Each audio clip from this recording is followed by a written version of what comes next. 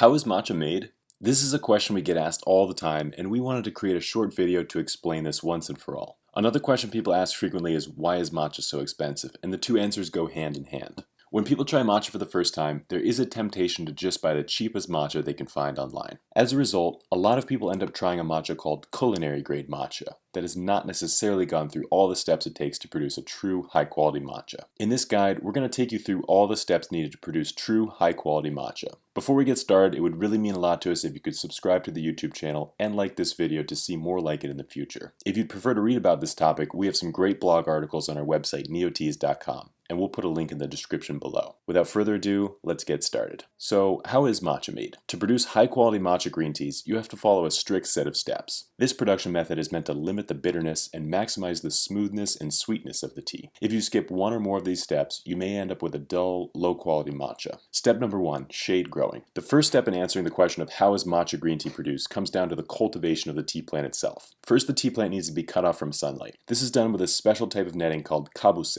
When a plant is cut off from sunlight, it produces more chlorophyll to compensate for the lack of sun energy. What makes the tea plant unique is that it also produces more caffeine and theanine. So does that mean that matcha gives you more energy? Yes, and if you want to learn more about this topic, we recommend you watch this video here. To sum up everything, caffeine has a stimulating effect on the body, while L-theanine has a more calming effect. By combining the two, you get the most desirable elements of both, giving you a calm, alert sensation throughout the day without the jitters or the crash that you might get with coffee. Shading a tea plant doesn't only produce more theanine and caffeine, it also changes the color of the tea plant. The excess chlorophyll production turns the plant from a lighter green color to a deep jade green color. Because theanine is responsible for the sweet and umami flavors of green tea, shaded teas tend to have more sweetness. By shading a tea, you reduce the bitter catechins and increase the sweet and savory theanine. This is of course what tea drinkers want in a matcha, a sweet and smooth flavor with less bitterness. Step number 2, the picking. After the tea has been shaded, we are one step closer to finding out how is matcha green tea produced. When the tea plant has started to produce these nice green sprouts on top of the tea plant, the farmer's work has only just begun. The farmer then has to pick the top 2 or 3 leaves of the tea plant to use in the matcha. The top leaves are the youngest on the tea plant, and they are known for having a sweeter flavor with less bitterness. They also have higher concentrations of nutrients. Step number 3, steaming and air drying. How is matcha green tea produced after it's picked? Like other types of Japanese green tea, the leaves used to make matcha need to be heated almost immediately after being picked. As soon as the tea leaves are picked, they will begin to oxidize naturally and turn into a black tea over time. In order to stop this process and maintain some of the more grassy or vegetal flavors of the tea, the leaves need to be heated to deactivate the enzymes that cause oxidation. For Chinese green teas, the leaves are often heated in a large hot pan, but for Japanese green teas, they are heated in a steam bath.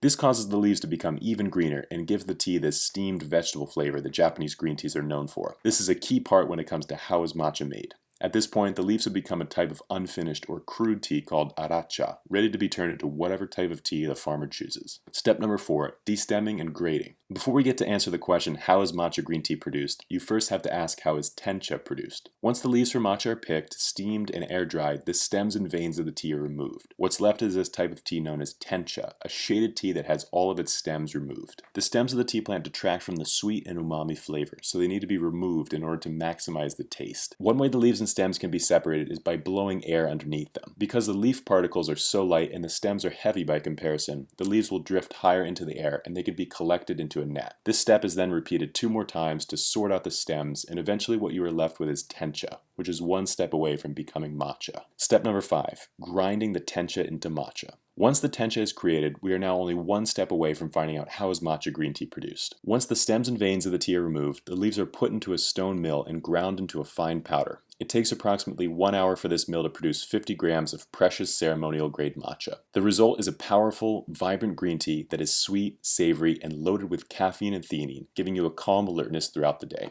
Can all plants be used to produce matcha? Technically, any tea plant can be used to produce matcha tea, but in order for the matcha to taste smooth and not bitter, special considerations have to be made. If a regular unshaded tea plant is used, or the leaves from the later harvest are used, the matcha will become incredibly bitter in flavor. The color will also take on a yellowish green or even a brown color. First harvest matcha. This is another factor that can greatly influence the taste and quality of a matcha. Matcha is separated in terms of harvests: first, second, third, and even fourth harvest. First harvest matcha has the highest concentration of nutrients because during the winter, the tea plant rests and absorbs nutrients from the soil. The first sprouts that begin to emerge in the springtime contain the highest concentration of nutrients. These tea leaves also have the sweetest and smoothest flavor, with the least bitterness. These young sprouts are reserved for premium quality, ceremonial grade matcha. All of our ceremonial matcha is made using leaves from the first harvest. After the first harvest has been picked, the tea plant will then begin to grow more sprouts. This is then turned into lower quality second harvest matcha. This contains less nutrients, more bitter flavors, and has more of a brown color to it. Second, third, and fourth harvest matcha is what's used for culinary grade matcha. This matcha is more bitter, but it's often combined with cream or sugar to make lattes, cakes, and ice cream. Choose the right matcha powder. Ceremonial grade matcha versus culinary grade matcha. Ceremonial grade matcha has a natural sweetness and creaminess to it, so you can drink these green teas without any milk or sugar. These ceremonial grade matcha teas also have way more theanine, so you get this calm, alert feeling throughout the day. If you want to truly experience matcha, ceremonial grade matcha is the way to go. Ceremonial grade matcha, the kind used for the Japanese tea ceremony, requires a tremendous amount of work and skill to produce. Ceremonial grade matcha may cost far more, but it's really worth the price for the amount of work that goes into it. Where can you buy matcha? After traveling around Japan for the past few years, we've met with dozens of farmers and sampled hundreds of different matcha teas. You can either browse our entire assortment of matcha teas with the matcha sampler, or you can select one based on cultivar and flavor. Different types of matcha capture different flavor profiles. One of the ways in which farmers create different taste experiences by using different tea varieties or cultivars. Some matcha tea cultivars have more desirable taste attributes like okumidori, but they can be more difficult or labor-intensive to grow, so these tend to be more expensive. Now that you know the answer to the question, how is matcha made, and also the answer to the question, why is matcha so expensive? I hope this guide has been helpful to you, and perhaps it has made you appreciate your morning cup of matcha even more. Thank you all so much for watching this video. If you have any questions about green tea, please feel free to leave them in the comments below. Again, we would really appreciate it if you could subscribe to our YouTube channel and stay tuned for future tea videos.